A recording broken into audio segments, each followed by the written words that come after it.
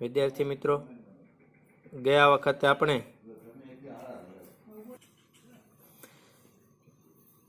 ચાક ગતિમાં રેખીય વેગ, કોણીય વેગ, રેખીય ઝડપ, કોણીય ઝડપ, રેખીય પ્રવેગ અને કોણીય પ્રવેગ વચ્ચેનો સંબંધ મેળવ્યો અને રેખીય પ્રવેગ એ કોણીય પ્રવેગ સાથે બે ઘટકોમાં જોડાય છે, ત્રિજ્યાવર્તી અને સ્પર્શીય ઘટક એટી અને એઆર ની પણ સાબિતી મેળવી. જો કે એટી અને એઆર આમાં જે છે તે આપણી ટેક્સ્ટબુકની થિયરીમાં નથી, પરંતુ કોમ્પિટિટિવ એક્ઝામ વખતે 100%ના દાખલા પૂછાતા હોય છે. આ ચેપ્ટરના ઘણા બધા એવા ટોપિક છે કે જે ચેપ્ટરની થિયરીઓ આપણા સિલેબસમાં નથી, પરંતુ કોમ્પિટિટિવ એક્ઝામના ભાગરૂપે આપણે તે તૈયાર કરતા હોઈએ છીએ. તો આજે આપણે ગયા વખતે જોયેલા ટોપિક જે છે તેના સૂત્રો તમે અલગ નોટમાં લખ્યા છે. તે સૂત્રો જે છે તે સૂત્રોને અનુરૂપ થોડાક MCQ જોઈએ અને ત્યારબાદ પ્રકરણ આગળ જોઈશું. જેમ કે 120 RPM બરાબર ખાલી જગ્યા રેડિયન પ્રતિ સેકન્ડ.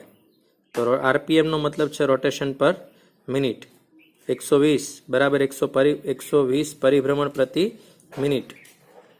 તો એક પરિભ્રમણમાં 2π જેટલું કોણીય સ્થાનાંતર થાય. તો કોણીય સ્થાનાંતર થાય તો થીટા છે 2π અને બાય ટી તો રેડિયન પ્રતિ સેકન્ડ. તો બરાબર જવાબ આવશે 4π રેડિયન પ્રતિ સેકન્ડ. પૃથ્વીની પોતાની ધરીને અનુલક્ષીને કોણીય ઝડપ ખાલી જગ્યા રેડિયન પ્રતિ સેકન્ડ છે. પૃથ્વીની પોતાની ધરીને અનુલક્ષીને આવર્તકાળ કેટલો છે? તો 24 કલાક એને ગુણ્યા 3600 એટલે એટલા સેકન્ડ જેટલો થયો. કોણીય ઝડપ ઓમેગા બરાબર 2π બાય ટી. તો ખરેખર તો ઓમેગા બરાબર શું હોય? ડેલ્ટા થીટા છેદમાં ડેલ્ટા ટી. તો થીટા કેટલો છે? 2π નો. તો 2π બાય ટી. તો 2π અને સમય જે આપણે નક્કી કર્યો છે 24 કલાક અને એને ગુણ્યા 3600 એટલે સેકન્ડમાં કન્વર્ટ થઈ ગયું. તો ઓમેગા આવશે પાઈ છેદમાં 43200 રેડિયન પ્રતિ સેકન્ડ. આને કોણીય ઝડપ કહેવાય, જે આપણે અગાઉ શીખી ગયા છીએ. કોઈ એક વ્હીલ સ્થિર સ્થિતિમાંથી ગતિ શરૂ કરે એટલે ઓમેગા 0 ઇઝ ઇક્વલ ટુ 0. પ્રારંભિક કોણીય વેગ 0. ગતિ શરૂ કરી 4 સેકન્ડ એટલે સમય. ના અંતે 16 રેડિયન પ્રતિ સેકન્ડ એટલે ઓમેગા. અંતિમ વેગ, અંતિમ કોણીય વેગ એટલે ઓમેગા જેટલો પ્રાપ્ત કરે તે તેનો અચળ કોણીય પ્રવેગ ખાલી જગ્યા છે. તો 1 નંબરનું સૂત્ર ઓમેગા બરાબર ઓમેગા 0 પ્લસ આલ્ફા ટી. એમાં ઓમેગા 0 છે, સમય 4 સેકન્ડ છે અને ઓમેગા છે 16. તો આ કિંમતો મૂકી દઈએ તો 16, 0, આલ્ફા શોધવાનો છે અને 4. તો આલ્ફા ઇઝ ઇક્વલ ટુ મળશે આપણને 4 રેડિયન પ્રતિ સેકન્ડ સ્ક્વેર. ત્યારબાદ જોઈએ તો એક પૈડું જે છે તે સ્થિર સ્થિતિમાંથી અચળ કોણીય પ્રવેગથી 10 સેકન્ડમાં 20 રેડિયન પ્રતિ સેકન્ડ જેટલો કોણીય વેગ પ્રાપ્ત કરે છે. તો આ સમય દરમિયાન તેણે આતરેલો કોણ ખાલી જગ્યા હોય. તો એક પૈડું સ્થિર સ્થિતિમાંથી એટલે ઓમેગા 0, અચળ કોણીય પ્રવેગ 10 એટલે આ છે આલ્ફા. 20 રેડિયન પ્રતિ સેકન્ડ આ છે અંતિમ કોણીય વેગ એટલે ઓમેગા. પ્રારંભિક 0, અંતિમ 20, આલ્ફા આટલો વેગ પ્રાપ્ત કરે છે. તો આ સમય દરમિયાન તેણે આતરેલો કોણ કેટલો હશે? તો થીટા શોધવાનો છે, રાઈટ. તો અહીંયા આલ્ફા બરાબર omega minus omega 0 by T એટલે 2 રેડિયન પ્રતિ સેકન્ડ સ્ક્વેર આલ્ફા મળી ગયો આપણને. જો કે એ ત્રણમાંથી અલગ અલગ બીજા સૂત્રોનો ઉપયોગ કરીને તમે આ દાખલો ગણી શકતા હો છો. હવે બીજા નંબરનું સૂત્ર આપણે વાપરીએ. થીટા બરાબર omega 0 T plus 1/2 alpha T square. એમાં આ 0 એટલે આખું પદ 0 થઈ જાય. તો બાકીની કિંમતો જો મૂકીએ અંદર તો થીટા બરાબર 0, 1/2 આલ્ફા 2 આપણે મેળવ્યો છે અહીંયાથી. ટી એટલે 10 સેકન્ડ અને એનો સ્ક્વેર. તો અહીંયા સાદું રૂપ આપણે આપીશું તો 2 2 કેન્સલ થઈ ગયા છે, 10 નો વર્ગ આવશે 100 રેડિયન. તો આ ખૂણો જે છે એ આપણને મળે. જે રેખીય ગતિના પ્રકરણમાં આપણે એને સ્થાન કહીએ છીએ, સ્થાનાંતર, રાઈટ. ઘડિયાળના મિનિટ કાંટા અને કલાક કાંટાની કોણીય ઝડપનો ગુણોત્તર ખાલી જગ્યા. હવે મિનિટ કાંટો જે છે તમને ખબર છે ઘડિયાળમાં સેકન્ડ કાંટો ફૂલ સ્પીડથી જતો હોય છે, ત્યારબાદ મિનિટ કાંટો એના કરતાં ઓછી સ્પીડ હોય, અને ત્યારબાદ કલાક કાંટો જે છે એની એના કરતાં પણ ઓછી સ્પીડ છે. આ તમને ખબર છે. અહીંયા આપણને કોની વાત કરી છે? મિનિટ કાંટો અને કલાક કાંટો. એટલે સમયની જો આપણે વાત કરતા જઈએ ક્રમશઃ, તો જો ઓમેગા જે છે મિનિટ કાંટાની ઓમેગા કેટલી હોય તો 2π/t1 1 તો ખાલી મિનિટ માટે આપ્યું છે. તો આખું સર્કલ જે ફરે છે એ 60 મિનિટમાં જે છે તે 2π રેડિયન જેટલું સર્કલ ફરી જાય છે.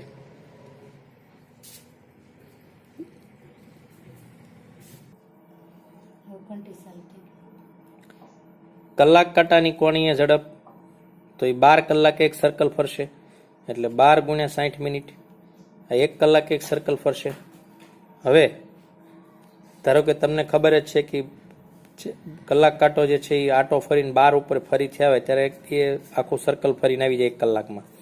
4 વાગે 12 ઉપર હોય તો 5 વાગે પાછો 12 ઉપર આવે, તો આખું સર્કલ 1 કલાકમાં ફરે.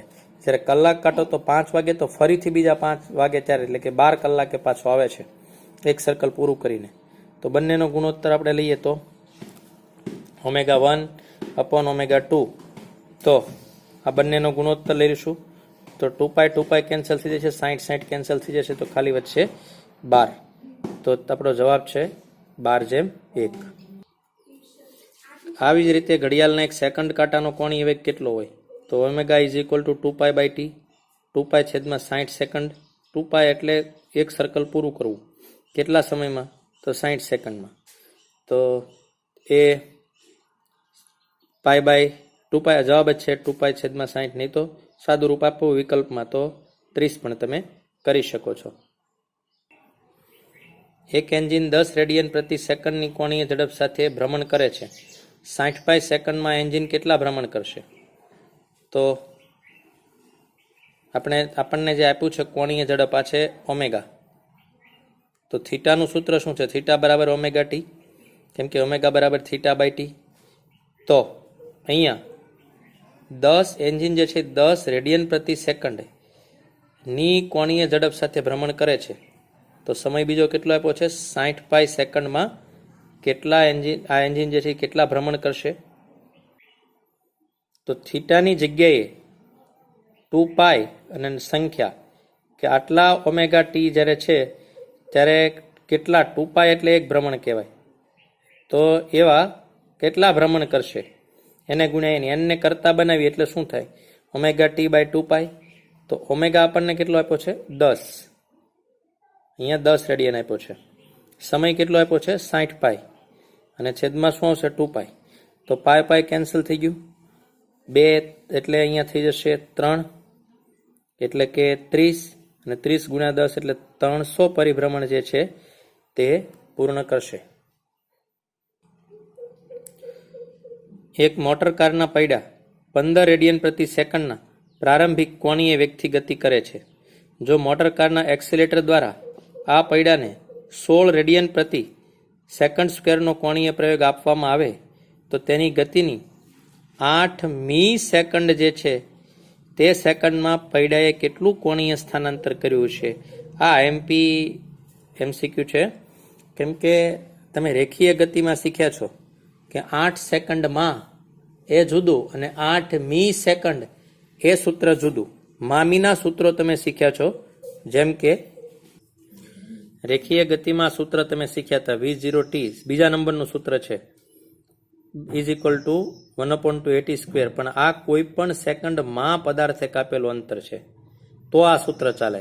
કલાકમાં, 2 કલાકમાં, 8 સેકન્ડમાં, 10 સેકન્ડમાં, એના માટેનું સૂત્ર છે. આ તમે શીખ્યા છો રેખીય ગતિના 3જા ચેપ્ટરમાં. જ્યારે મી જે છે કુલ 3 સૂત્રોમાં બીજા નંબરના સૂત્રના 2 સૂત્ર છે, એ આ છે મા મી. મી એટલે 8 મી સેકન્ડ. એનું સૂત્ર આ છે, જ્યાં એન બરાબર જેટલા મી સેકન્ડ હોય, દર વખતે બોર્ડમાં મી સેકન્ડનો એક એમસીક્યુ પૂછાતું હતું. એટલે શું? ધારો કે ફરક શું છે મામીમાં? તો 4 સેકન્ડ માં પદાર્થે કાપેલું અંતર, તો જો આ અંતર આને કહેવાય, આટલું થાય. આ 4 સેકન્ડ માં પદાર્થે કાપેલું અંતર. પણ ચોથી સેકન્ડે કીધું હોય તો 4 સેકન્ડમાં કાપેલું અંતર માઇનસ 3 સેકન્ડમાં કાપેલું અંતર. આ જે છે ને એ ચોથી સેકન્ડનું અંતર છે. તો કોઈ પણ મી સેકન્ડ હોય, એટલે ધારો કે હું કહું 8 મી સેકન્ડ, તો 8 સેકન્ડમાં કાપેલું અંતર માઇનસ 7 સેકન્ડમાં કાપેલું અંતર. આ સૂત્ર 2 વાર તમારે મૂકવું પડે. V0 ને 0 લઈ લો અને તમે ગણજો, તમને મજા આવશે. આ 0 લઈ લો તો V0 0 થઈ ગયું. પ્રારંભિક વેગ સ્થિર સ્થિતિમાંથી 0 થઈ ગયું. આલ્ફાની કિંમત માની લો કે સરળતા માટે તમે 2 લઈ લો, કે એની કિંમત પ્રવેગની. તો A ઇઝ ઇક્વલ ટુ દરેક કેસમાં તમે લઈ લો 2 મીટર પ્રતિ સેકન્ડ સ્ક્વેર, રાઈટ. હવે તમારે કિંમત મૂકવાની કે ભાઈ 8 મી સેકન્ડે પૂછ્યું છે તમને, તો આનાથી મેળવવું હોય ને તો 2 વાર દાખલો ગણવો પડે. એકવાર 8 સેકન્ડમાં માઇનસ 7 સેકન્ડમાં. તો 8 સેકન્ડમાં મેળવવા તમે જશો તો અહીંયા શું આવશે? 2 2 તો કેન્સલ થઈ ગયા છે. તો 8 એટલે 8 નો વર્ગ એટલે 64, અને માઇનસ 49 એટલે 7 નો વર્ગ. તો 64માંથી 49 જે છે એને તમે બાદ કરી દો એટલે તમને 15 મળશે તમને. તો 15 આન્સર આમાં કેવી રીતે આવે તમે જુઓ. 2 બાય 2 એટલે કેન્સલ થઈ ગયા. 8 મી એટલે 8 દુ 16 માઇનસ 1 આવી ગયો 15. તો આમાં મીમાં સીધો જવાબ આવે. આ સૂત્ર છે આનું સાદું રૂપ જ છે, પરંતુ 2 વખત તમારે એને કેલ્ક્યુલેટ કરવું પડે. તમને એમ કહેવામાં આવે 5 મી સેકન્ડમાં કપાયેલું અંતર.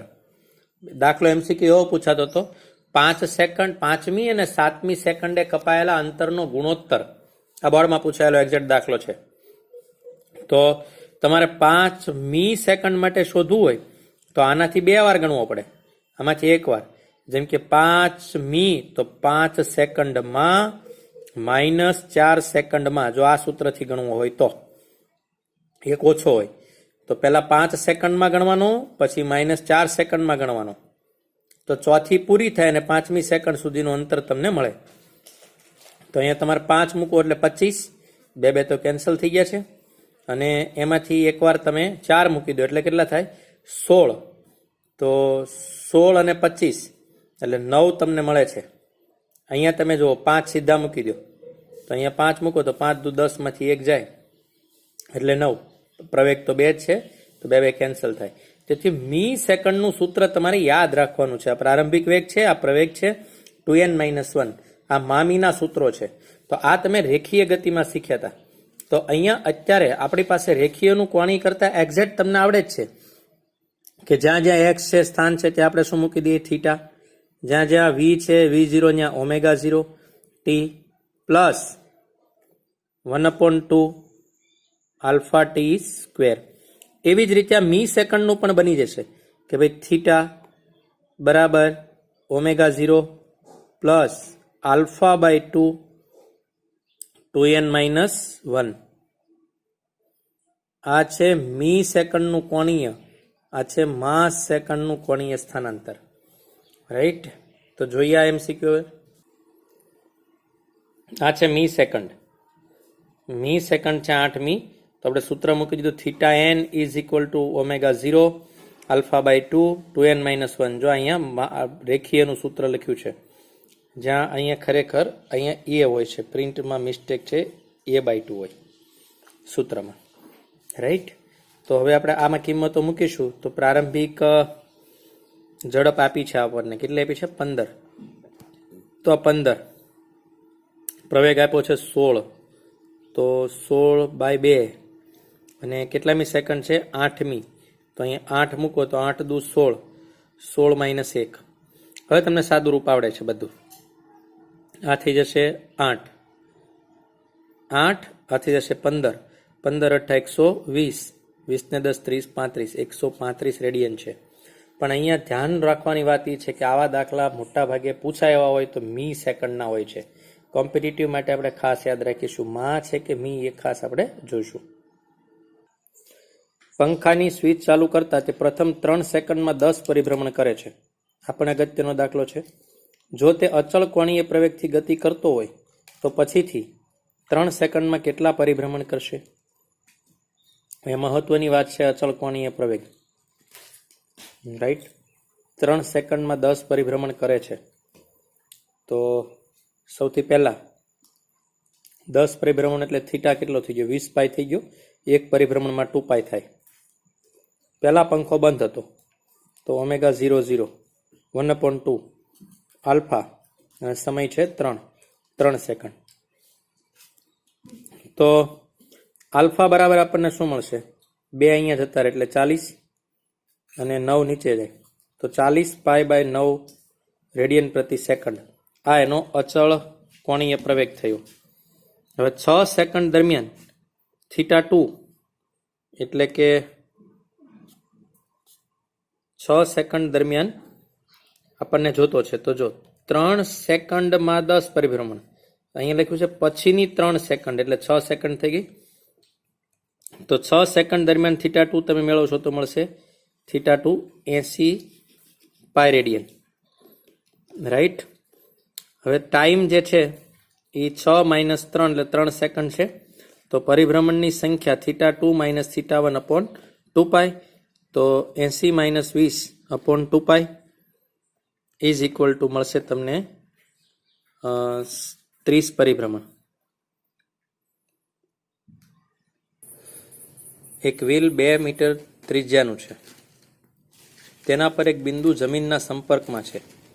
આ વ્હીલ જ્યારે અડધું ભ્રમણ કરે ત્યારે બિંદુનું રેખીય સ્થાનાંતર શોધો.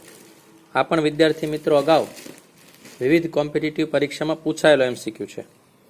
જો આમાં એકદમ ઇઝી એ છે, આકૃતિ તમે જુઓ, આનું આ વ્હીલ છે, અહીંયા એક બિંદુ છે, અને તમે અડધું પરિભ્રમણ આમ ફેરવો એટલે કેટલું દૂર જાય?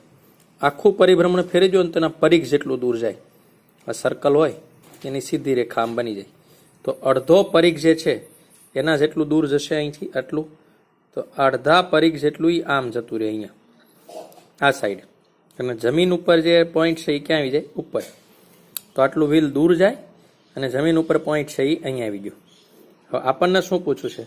બિંદુનું, ત્યાં બિંદુ જે છે એનું રેખીય સ્થાનાંતર પૂછ્યું છે, રાઈટ. તો કેટલું દૂર ગયું? તો રેખીય સ્થાનાંતર આટલું થાય, અહીંયાથી આટલું. રેખીય સ્થાનાંતરનું સૂત્ર શું છે? અંતિમ સ્થાન માઇનસ પ્રારંભિક સ્થાન. તો રેખીય સ્થાનાંતર એટલું, એટલે એ બી તમારે શોધવું છે. તો આ ભાગ તમને ખબર હોવી જોઈએ અને આ ભાગ ખબર હોવી જોઈએ. તો આ 2r છે. તો ત્રિજ્યા કેટલી છે આની? 2 મીટર. તો આ સાઈડ કેટલી થઈ? 2 દુ 4 મીટર વ્યાસ છે, રાઈટ.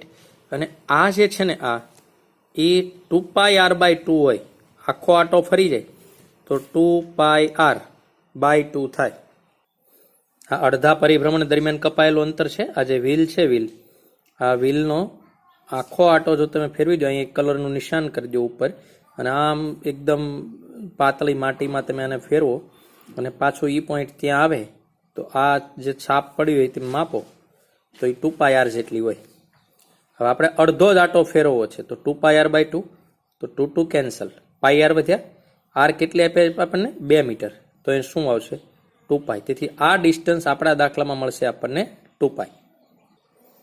તો આ અંતર થઈ ગયું 2π, આ થઈ ગયું 4. હવે પાયથાગોરસનું પ્રમેય લઈએ કે આમનો વર્ગ બરાબર આમનો વર્ગ પ્લસ આમનો વર્ગ બરાબર કર્ણનો વર્ગ. અહીંયા આપણને થોડી બાબત સમજાવી છે કે ભાઈ કેવી રીતે છે. તો આખું સર્કલ ફરે ત્યારે રેખીય અંતર d પરિઘ જે થાય આટલો થાય, એના અડધું અંતર છે માટે પાય કેન્સલ થાય એટલે આવશે. હવે પાયથાગોરસનું પ્રમેયનું સૂત્ર લઈએ આપણે. અને હવે અહીંયાથી જોઈશું તો આમનો વર્ગ એટલે કેટલા થાય? 4πનો વર્ગ. 4નો વર્ગ એટલે કેટલા થાય? 16 બરાબર √ab એટલે ab ઇઝ ઇક્વલ ટુ છે. હવે જુઓ, આમાંથી 4 સામાન્ય લઈએ તો 4 અને અહીંયા વચ્ચે 4, 4 બહાર કાઢીએ એટલે કેટલા થઈ જાય? 2. તો 2 √π² પ્લસ 4 જે છે તે થાય. તો તે આપણો જવાબ છે. ચાક ગતિ કરતા કણનો સ્થાન સદિશ 0, 2, 3 એકમ અને રેખીય વેગ 4, 5 અને 6, કોણીય વેગ 5, 6 અને સી છે. તો સીનું મૂલ્ય શોધો. તો આપણું સૂત્ર છે V is equal to omega cross R. યાદ કરો. અને ક્રોસ પ્રોડક્ટ માટે આપણને ખબર નિશ્ચાયક આપણે લઈએ છીએ. તો અહીંયા આપણે જોઈએ તો આઈ જે કે મૂકી દીધું, ઓમેગાની કિંમતો બધી એટલે કોણીય વેગની કિંમતો તો 5, 6 અને સી અહીંયા રાખી દીધું. ત્યારબાદ આર તો સ્થાન સદિશની કિંમત 0, 2 અને 3, 0, 2 અને 3. મેં તમને શીખવાડ્યું હતું કે ભાઈ હંમેશા આપણે શું કરીશું, આઈ જોઈએ છે તો ઉપરથી નીચે માઇનસ નીચેથી ઉપર. તો જો આઈ કેરેટ આ દબાવી દેવાનું, 6 તેરી 18 માઇનસ 2c, જે ફરજિયાત માઇનસ તો જે બંધ કરી દેવાનો.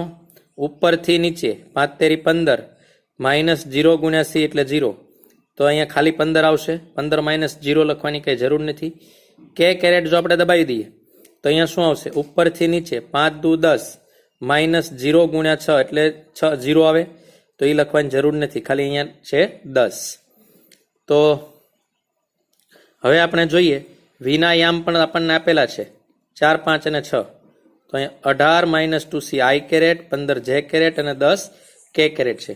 બંને બાજુના ઘટકો આપણે સરખાવીએ તો આઈ કેરેટ સાથે શું આવશે, 18 માઇનસ 2c બરાબર 4. ત્યારબાદ અહીંયા આના સાદુરૂપ જો આપી દઈએ તો 2c બરાબર કેટલા આવશે, 14. માટે સી બરાબર કેટલા એકમ આવશે, 7 એકમ. એક પૈડું પોતાની સ્થિર સ્થિતિમાંથી અચળ પ્રવેગ 4 રેડિયન પ્રતિ સેકન્ડ સ્ક્વેરથી 10 સેકન્ડ સુધી ગતિ કરે છે. આના પછીની 10 સેકન્ડ પૈડું છે નિયમિત ચાક ગતિ કરવામાં આવે છે અને અંતે 10 સેકન્ડમાં તે પૈડાને સ્થિર સ્થિતિમાં લાવવા માટે કુલ 30 સેકન્ડમાં કેટલું કોણીય સ્થાનાંતર કર્યું હશે. વિદ્યાર્થી મિત્રો, આ રીત રેખીય ગતિમાં તમે શીખ્યા છો, જે મિક્સ પ્રકારની સરેરાશ ઝડપ જે છે તેના દાખલાઓમાં કે સ્ટેશનમાં હોય તો શરૂઆતમાં પ્રવેગી ગતિ કોઈ પદાર્થ કરે એટલે આમ એનો ગ્રાફ જાય, પછી અચળ વેગી ગતિ કરે એટલે આમ જાય, પછી ધીરે ધીરે ડાઉન કરીને 0 કરે એટલે આમ જાય. તો આ ગ્રાફ જે છે એનો છે, તો આમાં પણ આવો એક ગ્રાફ આપણને મળશે અને ગ્રાફનું ક્ષેત્રફળ છે એ તમને સ્થાનાંતર મળશે કે સ્થાન મળશે, જે પૂછ્યું છે તે. જો શરૂઆતમાં જે છે ઓમેગા વિરુદ્ધ ટીનો ગ્રાફ છે, તો આ ગ્રાફ વેગ બતાવે, ગ્રાફ તમે શીખ્યા છો રેખીયમાં. હા, અચળનો બતાવે છે અને આ જે છે એ ઘટતો ગ્રાફ બતાવે છે, ડાઉન થાય છે સ્થિર તરફ. તો આ ગ્રાફનું ક્ષેત્રફળ, ઘેરાયેલા પ્રદેશનું ક્ષેત્રફળ શોધી લો તો પણ તમને સ્થાનાંતર મળી જાય છે. રાઈટ, ગ્રાફની બાબત જે છે એ થોડી જોઈ લો. જો એક્સ વિરુદ્ધ ટીનો ગ્રાફ હોય તો એમાં લાઈન જે હોય આવી રીતે આમ કરીને આમ લાઈન હોય, અથવા આવી રીતે આમ હોય, અથવા સીધે સીધી આવી રીતે લાઈન હોય. તો લાઈન એનો છોકરો હોય એટલે વેગ જ બતાવે. સ્થાનનો દીકરો વેગ છે, વેગનો દીકરો પ્રવેગ છે, તમને ખબર છે આ પેઢી. તો આ લાઈનો છે ને એનો દીકરો બતાવે અને ઘેરાતા પ્રદેશનું ક્ષેત્રફળ છે એના પપ્પા હોય. તો આમાં ઘેરાતા પ્રદેશનું ક્ષેત્રફળ કાંઈ મળશે નહીં, કેમ કે એક વખત તમને યાદ હોય તો મેં તમને કદાચ કીધું અથવા તમે તે વખતે શીખ્યા છો કે ગતિને બે દીકરા છે, અંતર અને સ્થાનાંતર. આ વાત તમે જોઈ છે. તો એમાં સ્થાનનો દીકરો છે એ વેગ, વેગનો દીકરો છે એ પ્રવેગ. હવે અહીં આ બધું જે છે એ તમને વિકલન કરવાથી મળે, દીકરો મળે, અને સંકલન કરવાથી એના પપ્પા મળે. તો ગ્રાફમાં એવી રીતે લાઈન હોય એનો સન હોય અને ઘેરાતા પ્રદેશનું ક્ષેત્રફળ જે છે, તો એ જે ઘેરાતા પ્રદેશનું ક્ષેત્રફળ છે એનો ફાધર એટલે ગતિનો હસબન્ડ, અને એ કોઈને ખબર છે નહીં. તો અહીંયાથી તમને ખબર છે સ્થાનનો દીકરો વેગ, વેગનો દીકરો પ્રવેગ, પ્રવેગને કોઈ દીકરો છે નહીં, તેથી પ્રવેગનું વિકલન થાય નહીં, અશક્ય છે, અને સ્થાનનું સંકલન ન થાય. રાઈટ. હવે જો આ મહત્વનું છે, આ જે વેગ છે આની અંદર જે લાઈનો છે એ પણ મળે અને ઘેરાતા પ્રદેશનું ક્ષેત્રફળ મળે. લાઈનો છે અહીંયા, તો લાઈનો શું આપશે તમને, તો લાઈનો આપશે પ્રવેગ, કે ભાઈ આ જે છે તો અચળ પ્રવેગી ગતિ કહેવાય, નીચે તરફ હશે તો પ્રતિપ્રવેગી ગતિ કહેવાય, આવી રીતે આમ હશે તો અનિયમિત જે છે તે કહેવાય. સીધી લાઈન જો હશે તો તમને ખબર પડશે કે વેગ અચળ કહેવાય, તો પ્રવેગ શૂન્ય કહેવાય. અહીંયા જો સીધી લાઈન હોય તો પદાર્થ સ્થિર કહેવાય. અહીંયા જો સીધી લાઈન હોય તો વેગ શૂન્ય અથવા પદાર્થ સ્થિર. અહીંયા પ્રવેગ શૂન્ય, સીધી લાઈન આવે એટલે એનો દીકરો 0 થઈ જાય. આનો દીકરો પ્રવેગ છે એ 0 થઈ જાય સીધી લાઈન, સમયની રેખાને સમાંતર આવે તો. આનો દીકરો વેગ છે તો વેગ શૂન્ય થઈ જાય સ્ટ્રેટ લાઈન આવે ત્યારે. રાઈટ. હવે એવી રીતે આ લાઈનો છે એ પ્રવેગ આપે. અને ઘેરાતા પ્રદેશનું ક્ષેત્રફળ છે તો કોઈ પણ પ્રકારનો ગ્રાફ હોય એવી રીતે આમ ઘેરાતા પ્રદેશનું ક્ષેત્રફળ એના ફાધર આપે. તો વેગના ફાધર છે સ્થાન અથવા સ્થાનાંતર. એ તમે શીખ્યા છો રેખીયમાં. તો વેગના આ ઘેરાતા પ્રદેશનું ક્ષેત્રફળ હંમેશા એના ફાધર આપે છે. તો પ્રવેગનો એટીનો ગ્રાફ હોય તેમાં ફક્ત ઘેરાતા પ્રદેશનું ક્ષેત્રફળ તમને વેગ મળે છે. પણ આ જ પૂછાતું હોય છે દર વખતે. તો લાઈન જે છે એ પ્રવેગની પરિભાષા બોલે છે, એવી લાઈનો હોય. અને ઘેરાતા પ્રદેશનું ક્ષેત્રફળ આના પપ્પા આપે. તો ગ્રાફની અંદર આમાં ધ્યાન રાખીશું કે ભાઈ આ ગ્રાફ જે છે એની અંદર ઘેરાતા પ્રદેશનું ક્ષેત્રફળ છે એ સ્થાન આપશે. એટલે એક્સ બરાબર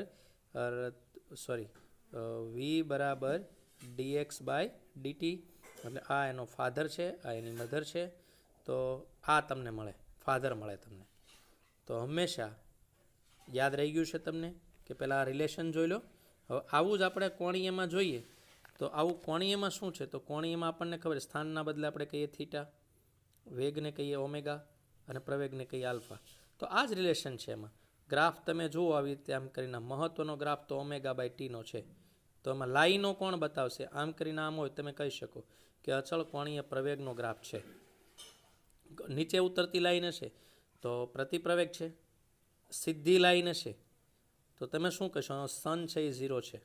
તો આનો સન કોણ છે? કોણીય પ્રવેગ એ 0 છે. સ્ટ્રેટ લાઈનો એટલે સન 0 થઈ જાય. ઓકે. અથવા અચળ કોણીય વેગ છે એમ તમે કહી શકો. અને આમાં ઘેરાતા પ્રદેશનું ક્ષેત્રફળ જે છે એ ઘેરાતા પ્રદેશનું ક્ષેત્રફળ હંમેશા એનો ફાધર જે છે તે મળે છે. તો આનો ફાધર છે થીટા. તો આવો આપણે આ દાખલાની અંદર ઘેરાતા પ્રદેશનું આ શું બતાવશે?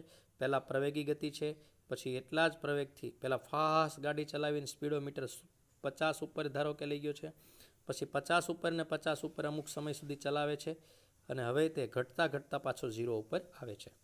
તો 0 ઉપરથી ફૂલ પેટ્રોલ લીવર આપીને 50, પછી અમુક સમય સુધી 50 ઉપર એટલે અચળ વેગ થઈ ગયો છે અને પછી પાછું તે ઘટે છે. તો આમાં ઘેરાતા પ્રદેશનું ક્ષેત્રફળ તમે શોધો તો એનો પપ્પો મળે. અને લાઈનો વાંચવી હોય તો તમે આ વાંચી શકો. રાઈટ, જોઈએ. તો જુઓ, હવે તમને ખબર ગ્રાફ કોનો છે? ઓમેગા વિરુદ્ધ ટીનો. આમાં ઘેરાતા પ્રદેશનું ક્ષેત્રફળ કોણ આવશે? તો આના ફાધર કોણ છે? થીટા. તો થીટા તમને મળવાનો છે. કુલ કેટલું કોણીય સ્થાનાંતર હશે?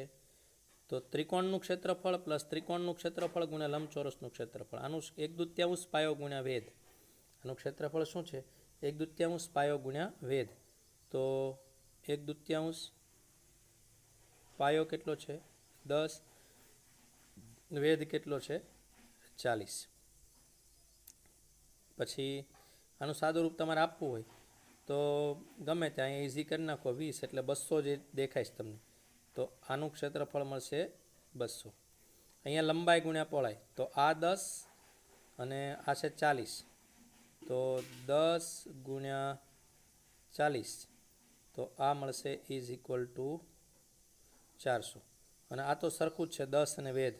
તો આ પાછું ફરીથી તમને 200નું 200 જ મળશે એટલે 200. તો 200, 400, 800 રેડિયન આન્સર છે. તો આ તમે આવી રીતે ગણી શકો છો. રાઈટ.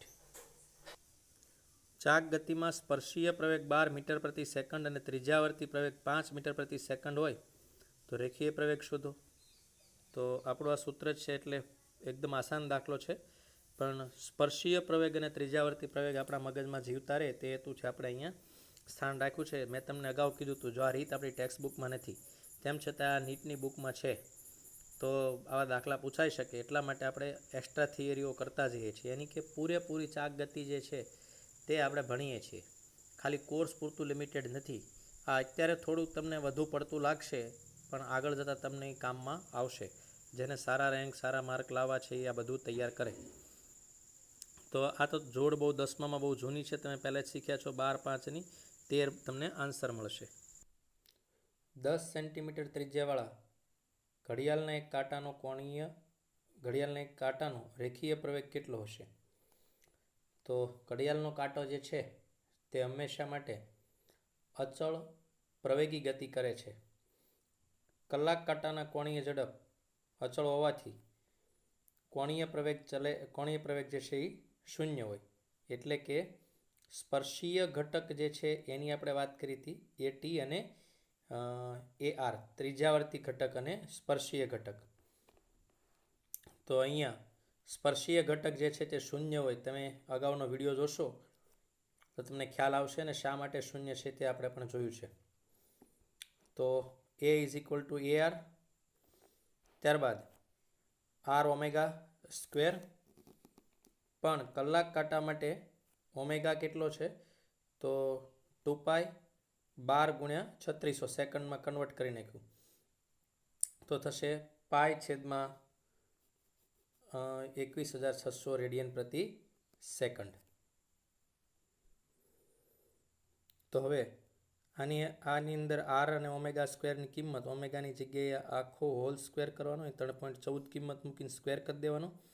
આર 10 સેન્ટીમીટર છે તો એના કરવાના મીટર, તો તમને આન્સર જે છે તે આ મળી જશે.